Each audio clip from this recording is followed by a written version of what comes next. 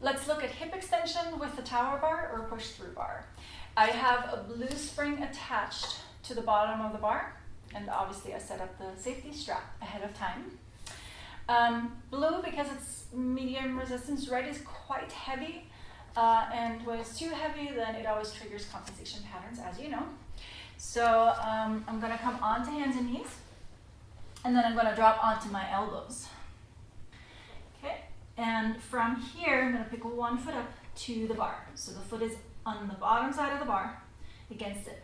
Very important in that transition of lifting the foot to the bar, not wobbling.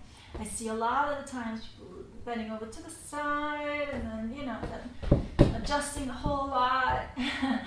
But when you have all four limbs on the table, so both of my arms, both of my knees, I am square, right? I'm as square as I can be right now. So I don't want to lose that in the transition of picking the foot up to the bar. Even though this might be quite a lot of work, especially, so if I lift the other foot up for you so you can see, if I lift this foot up, these lateral hip stabilizers here have to work. If I'm letting the hip tip to the side, I'm losing that, right? Or it's a sign that they're weak. Okay, so again, keeping nice and still while I lift my foot, and then I'm pressing the bar up and back down. The goal should be to use the glutes, the butt, to press it up. And so if you feel your hamstring working a lot, then check out what's going on with your foot. If you or your student, I'm actually going to scoot a little forward for the ball of the foot.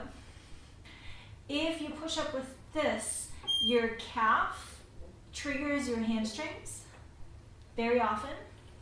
So that could very well be why your hamstrings go into spasm or take over. And you might see it, right? You might see in your client how the hamstring muscle here really pops out, like might look nice, but it's a little bit too much work. So we always want to go for the glute. Let me try that on the other side, finding the heel,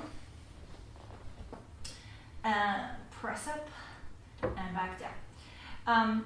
So you can definitely press up a little bit higher, but I always recommend start with a small movement and learn to not let the center, not let the lower back cave in, or not to kind of, there is often this rotation going on because the moving leg hip opens and then there's this whole rotation in the spine.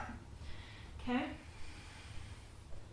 And again, use the glute. I'm feeling the connection from my heel up the back of the leg into my sit bone.